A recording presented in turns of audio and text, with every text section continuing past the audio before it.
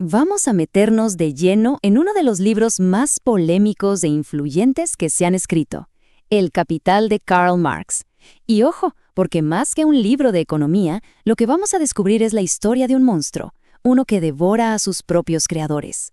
Para empezar a entender El Capital, no pensemos en un manual de economía súper denso. Mejor, imaginémoslo como dice esta cita, como una novela gótica. Sí, la historia de un monstruo que al final termina consumiendo a las mismas personas que lo crearon. Y esta es la famosa primera frase del libro. A primera vista parece sencilla, ¿no? Pero es la puerta de entrada para entenderlo todo. Es la clave para ver cómo esas mercancías, o sea, las cosas que compramos todos los días, son las que alimentan a ese monstruo del que hablábamos. Marx no se andaba con sutilezas. Para él, el capital actúa como un vampiro, literalmente, un ser que extrae la vida de la sociedad para poder sobrevivir. Y esta imagen tan potente es la que nos va a guiar en este análisis. Pero, bueno, ¿quién era la persona capaz de imaginar una obra tan monumental y a la vez tan provocadora? Conozcamos un poco a Karl Marx. Como podemos ver aquí, la vida de Marx no fue nada fácil. Estuvo marcada por el exilio, la persecución y una pobreza extrema.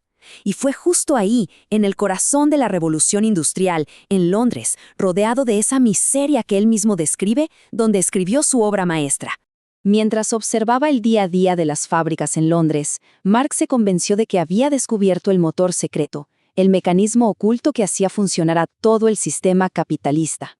Y a ese mecanismo lo llamó plusvalía. Miren, entender bien este concepto es la clave. Es como la pieza que hace que todo el rompecabezas del capital encaje. A ver, ¿cómo funciona esto en la práctica? Pensemos en una jornada de 8 horas. El capitalista contrata a un obrero y le paga un salario. Según Marx, en las primeras horas del día, digamos 4, el obrero ya produce el valor equivalente a su salario. Pero claro, la jornada no termina ahí. ¿Qué pasa con las siguientes 4 horas? Bueno, ese tiempo es trabajo que no se le está pagando. El valor que se crea en esa segunda mitad, esa es la plusvalía, la ganancia pura para el dueño. Y aquí hay una diferencia que para Marx es crucial. El capitalista no compra el trabajo del obrero. Lo que compra es su fuerza de trabajo. O sea, su capacidad, su potencial para trabajar durante un tiempo determinado. La ganancia, entonces, está en sacarle a ese potencial mucho más valor de lo que se pagó por él. Para Marx, este mecanismo de la plusvalía no es un detallito técnico, no para nada. Es el origen de todas las tensiones, de todas las contradicciones y, la verdad, de los comportamientos más extraños que vemos dentro del sistema. Según él, esta dinámica lleva directamente a la famosa lucha de clases, pero también a cosas más raras, como el fetichismo de la mercancía, que es cuando empezamos a relacionarnos entre nosotros a través de las cosas que tenemos. Y por supuesto, esto explicaría los ciclos de auge y crisis económica que parecen inevitables. Así que la conclusión de Marx es bastante radical. El capitalismo no es el estado final y natural de las cosas. No, es solo una etapa en la historia, como antes lo fue el feudalismo. Y, como toda etapa, tiene contradicciones que, según él, tarde o temprano la llevarán a ser superada. Bueno, todo esto lo escribió hace más de 150 años. Entonces la pregunta es, ¿por qué seguimos hablando de este libro hoy? ¿Por qué genera debates tan intensos? Este número nos da una pista enorme. La crisis financiera global de 2008. De repente, mucha gente empezó a cuestionarse si las explicaciones económicas que teníamos eran suficientes. Y es que, después de ese colapso financiero, las ventas de El Capital se dispararon. Se convirtió en un bestseller inesperado.